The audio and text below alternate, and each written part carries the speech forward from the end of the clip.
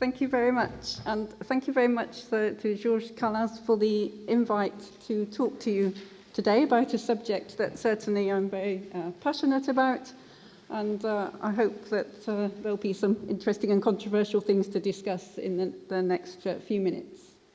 So we've heard very nicely introductions to critical metals already in the morning, and now I want to take that a bit further. We've thought about criticality and where do the resources that we're going to use come from, and I want to take us to think a little bit further about what actually is the source of them, and are they coming from places that we would be happy with? Are we happy about the materials that we're using?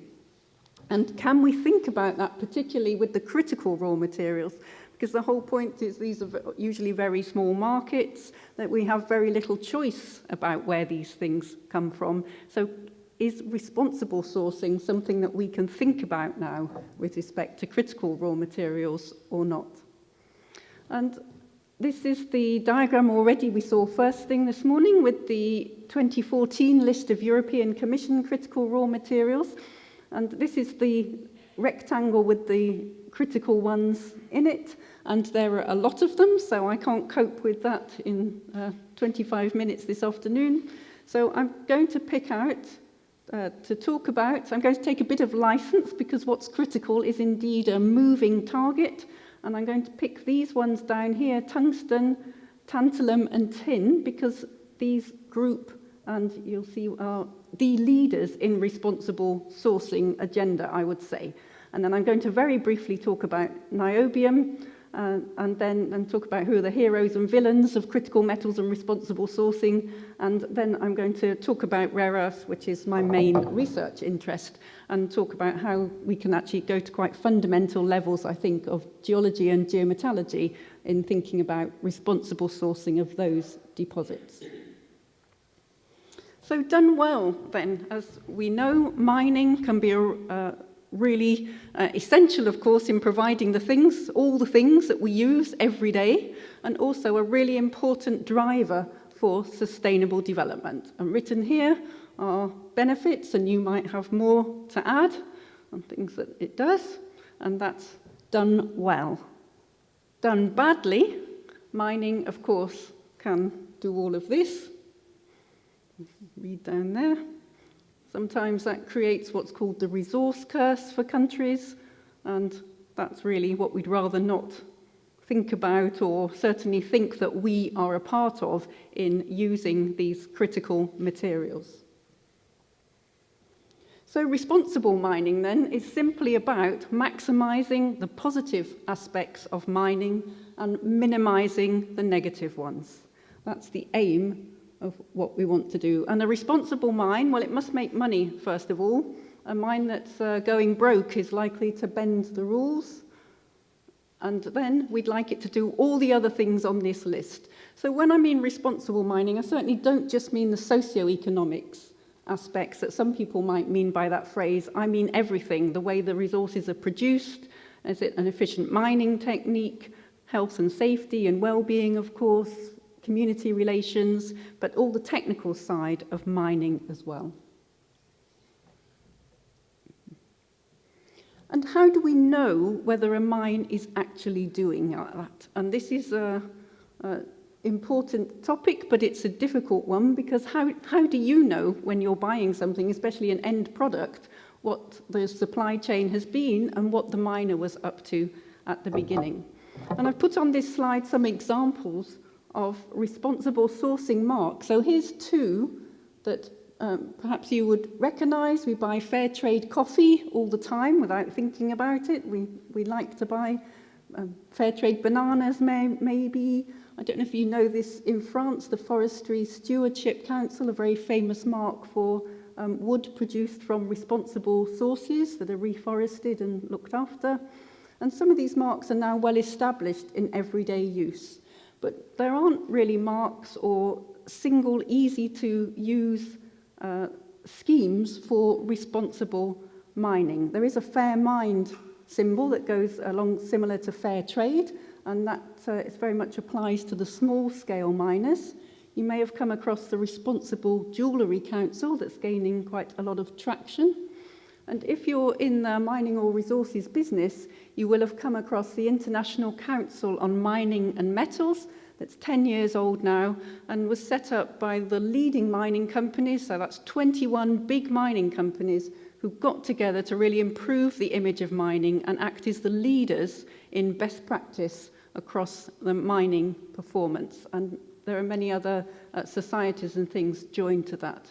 So, but that's very much that's all industry-led. There's no NGOs or anybody checking what's going on there. That's the industry flagship. And then the thing that's really, I would say, the most important control on new projects are the equator principles that go alongside the international finance organisations lending money to people. Before you can get money for big projects, most banks now will insist that you've done the basic environmental and social impact assessments and things that need to be done. So there are some marks and schemes, and you can think about and see where you come across and see them, but there's no single one mark that says this is a responsible mine. And another thing to think about is who cares then about responsible sourcing of mined materials? From different sorts of miners and the manufacturers of critical metals, they're very much interested. That's their business, working with that particular material. They should care about the source particularly. A manufacturer using those components, well, they might be able to buy other components, so they're more free agents. And often I do this exercise with students, and if you put these groups together, you make a group of each of these topics, you ask them to discuss responsible sourcing of rare earth metals or niobium or tantalum or whatever, and think who's it really important to, who would actually pay extra and really work on this topic. The first people to say we would not pay a penny extra for our goods if they were responsibly sourced are the student group, who are being these people here. So us as consumers, would you pay extra? And of course that's exactly it. And two things there. First of all, would you pay extra? And just as important, if you're buying a computer or a car, are you going to quiz the car salesman about where the rare earths in the door magnets and the components in the car and a catalytic converter came from? Or are you interested in, fuel efficiency and all the things that normally go with buying cars? There isn't time to go through the thousands of components on the car and sort out if it was responsibly sourced. So until that comes through the supply chain with a mark, it's actually difficult as consumers. And that's something, hopefully I'm going to illustrate, is where consumers have had some power.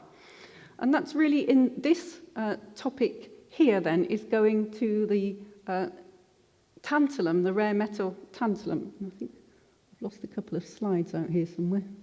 Oh, okay. Oh, never mind. Okay.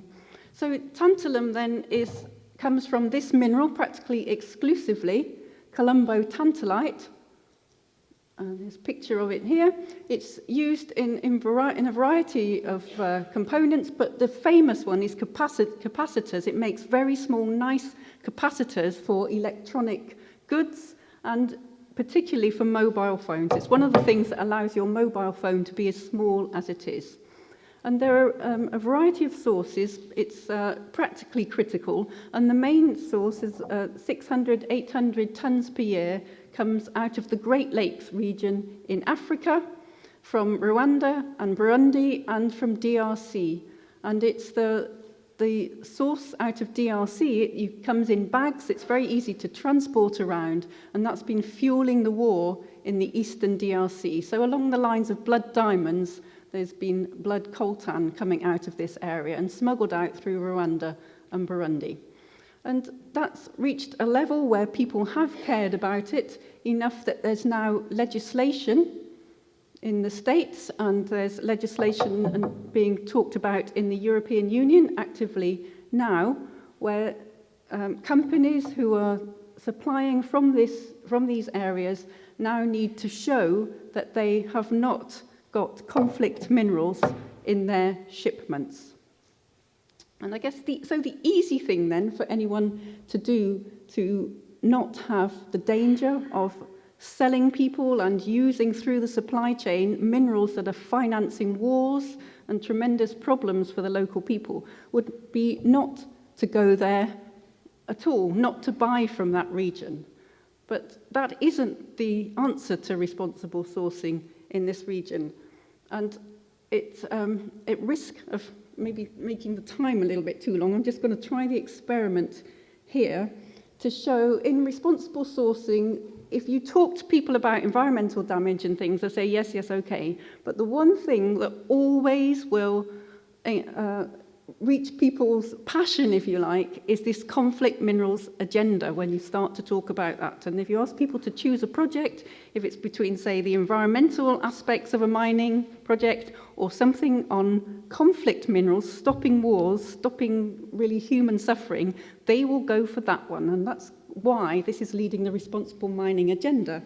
And if I can click on this link here to a campaigner called Bandy and Booby, this is a very short TED talk, and we'll just listen to the first minute of it and see why people like students in the University of Exeter are so inspired by this kind of topic. Here it comes.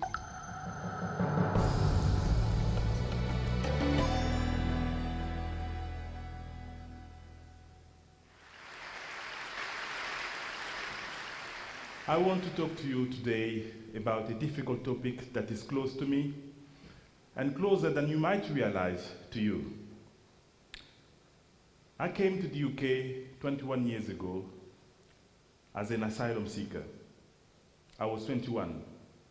I was forced to leave the Democratic Republic of the Congo, my home, where I was a student activist.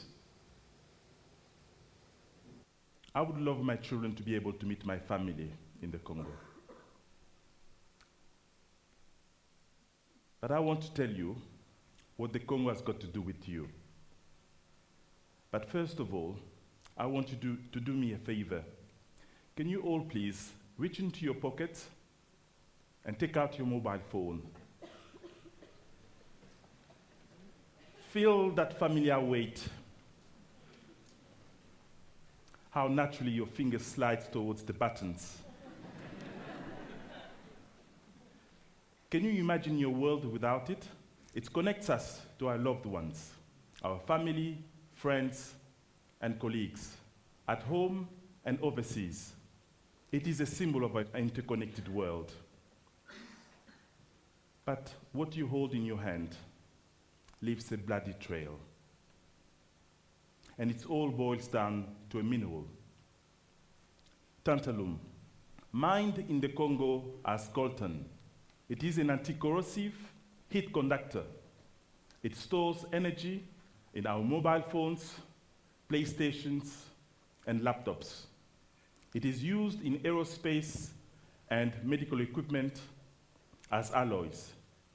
It is so powerful that we only need tiny amounts. It would be great if the story ended there. Unfortunately, what you hold in your hand has not only enabled incredible technological development and industrial expansion, but it has also contributed to unimaginable human suffering. Since 1996, over 5 million people have died in the Democratic Republic of the Congo. Countless women, men, and children have been raped, tortured, or enslaved.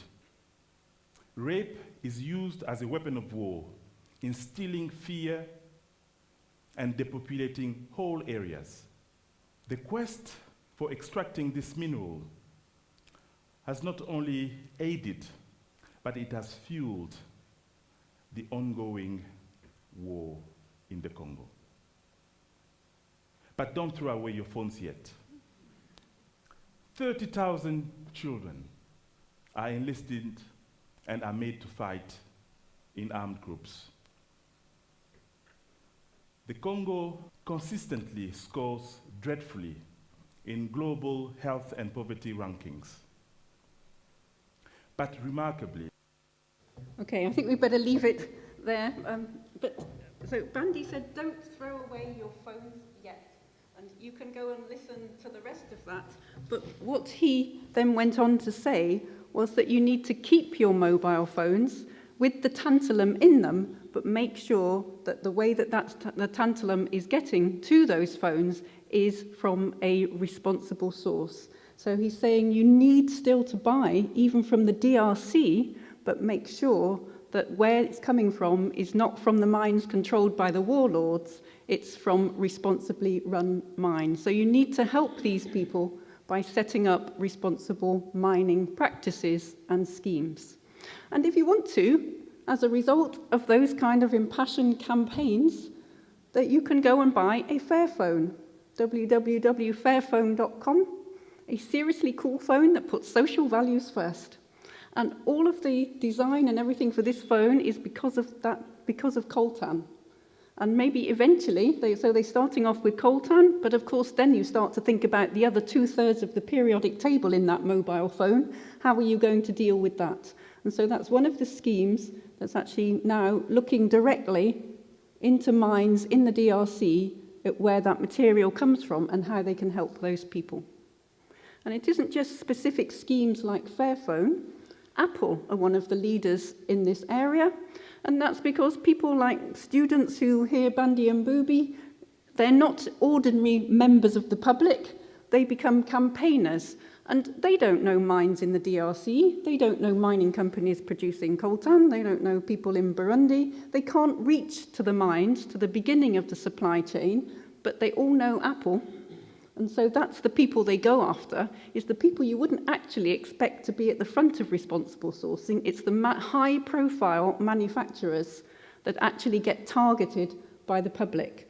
And so Apple now takes this very seriously and has a lot of work going on supplier responsibility, and it's targeted at the conflict minerals, which is tantalum plus tungsten plus tin plus gold, actually, because they're all coming out of that region. But they're also now, I hear, beginning to think about things like rare earths, and so the wider critical metals and generally responsible sourcing agenda, of course. So these are the leaders in doing that.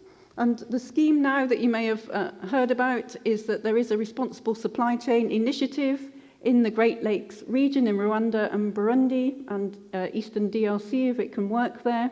And here's the coltan in the bag, and whenever the bags are shipped now, it goes along with a paper chain. So this is a supply chain initiative. It's a chain of custody, it's called, where everything has to be marked and locked into bins. Here's an example in a mine in Rwanda. When it starts off, they have to know exactly where it came from. Even if it's small-scale miners panning, they need to know where it's come from, get the certificates, and go along the supply chain at every stage to the smelter and know where it's come from. And that's the way that this has been tackled. So there is science that one can do as well, and that is being done alongside, but basically it's a paper chain.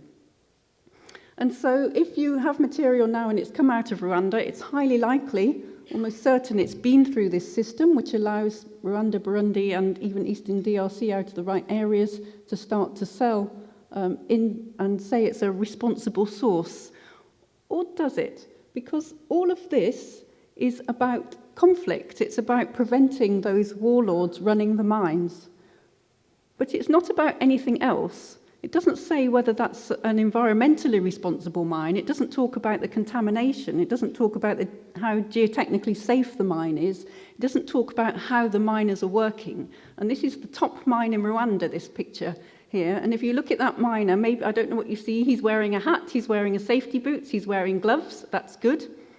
But if any mining professionals here will see the things he isn't wearing, you wouldn't do that in the UK without ear defenders, a mask, and eye protection. And so they're still behind, and they're trying to catch up, but mines in Rwanda are between 200 and I would say 20 years behind the state of the art in health and safety. And they're working hard on that, of course, so let me compliment Rwanda rather than criticize them. But this conflict mineral legislation does not take account of the whole remit of responsible mining.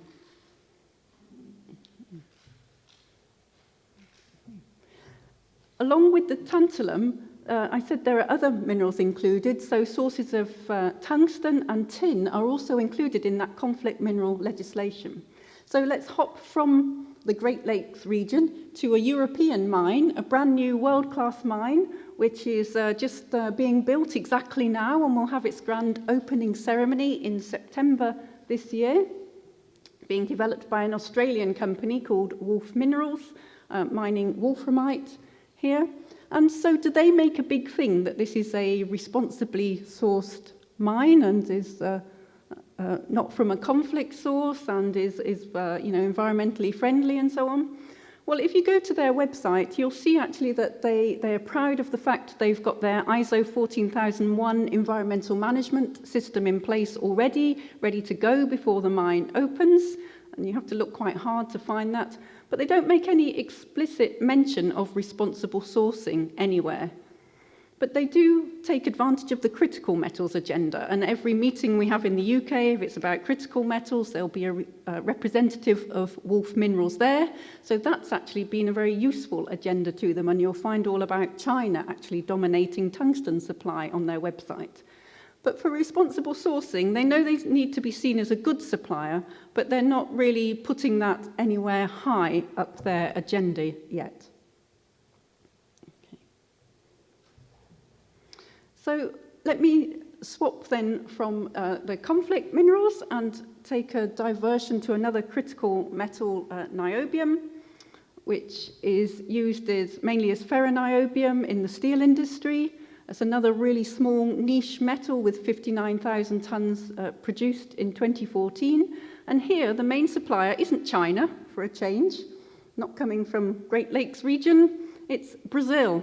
That's the main supplier. And out of that 59,000 tons, 53,000 tons is coming from Brazil, and almost all of that comes from the Araxá mine run by a company called CBMM. So just one company is absolutely dominating the supply of niobium, and that's why it always gets fair and square in the critical metals rectangle. And so we talk about, if you like, in critical metals, we might have heroes and the villains are the people who are kind of dominating the supply, if you like, and that's quite often China, who are the clever people who've got themselves to that situation. But in this case, of course, it's CBMM in Brazil, who are, if you like, the villains of our story, because they're dominating supply. But in terms of responsible sourcing, CBMM in Araxá in Brazil and their niobium mine was the first metallurgy and mining company in the world to gain the ISO 14001 environmental management standard in 1997. They've been at the environmental best practice game longer than many mining companies. And I've known this company for a long time, and they have many initiatives around community and workforce well-being and conservation. They saw the importance of responsible mining agenda a long time ago. So they're environmental heroes.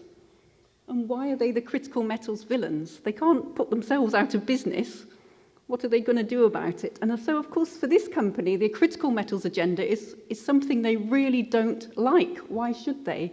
It's making potential purchasers of niobium move away from niobium because it's a dangerous critical metal these days. And so the challenge for CBMM is to bring into their responsible mining agenda an additional aspect. They have to show that not only are they environmentally and socially responsible, but they can also somehow or other overcome this criticality problem for all of their customers. And so they have supplies lodged in all kinds of places around the world and centres in many places, and they make a big thing of that. And so that's an extra challenge for them in responsible sourcing.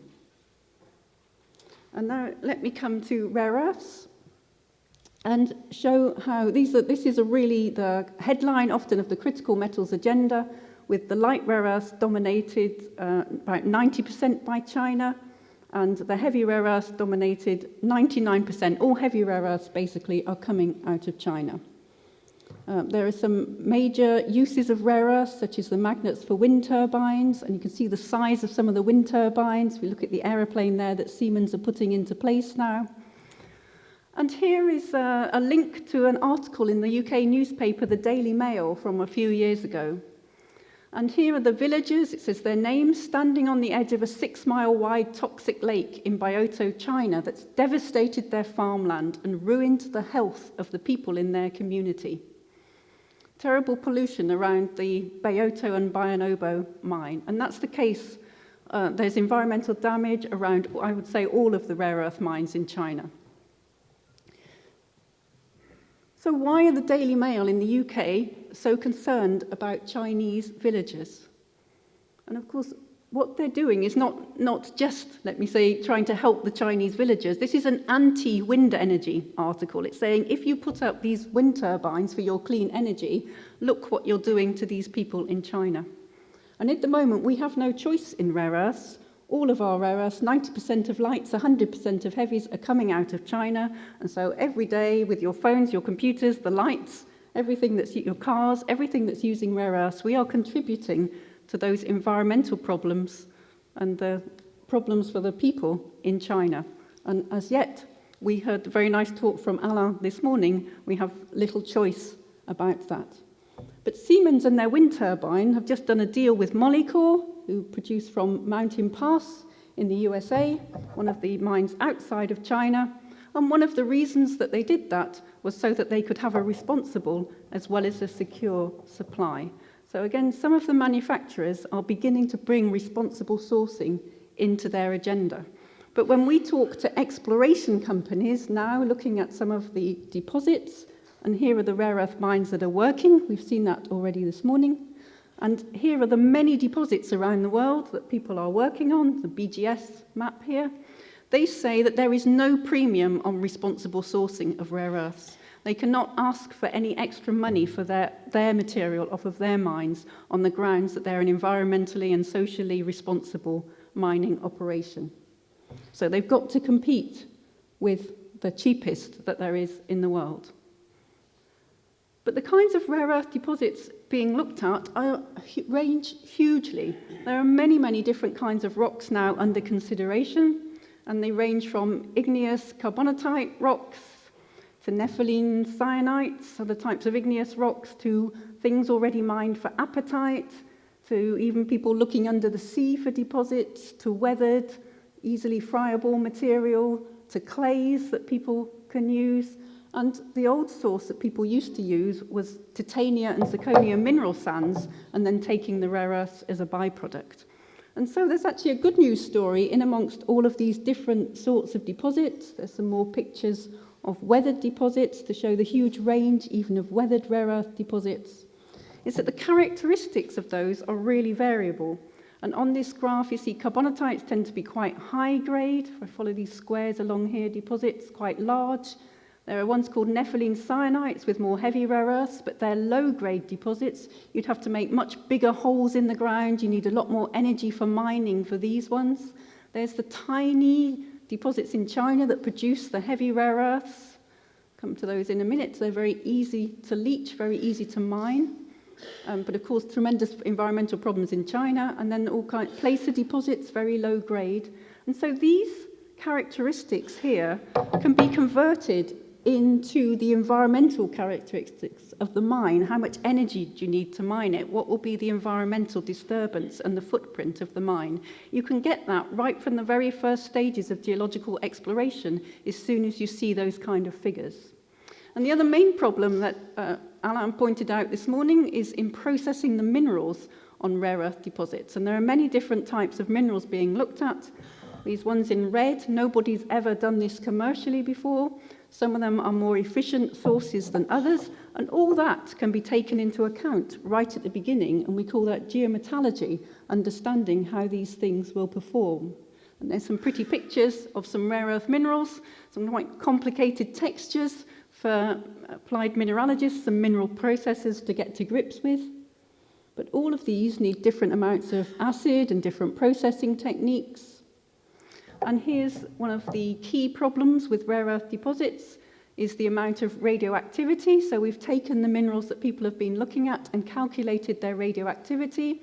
You can see a range here, but you can generally see as soon as you know the mineral, basically the more rare earths, monazite and xenotime, will be more radioactive. If you have a eudialyte or an apatite deposit, you have much less problems with radioactivity. So again, there's a wide population and wide variation. And you can put these together into a diagram of environmental characteristics.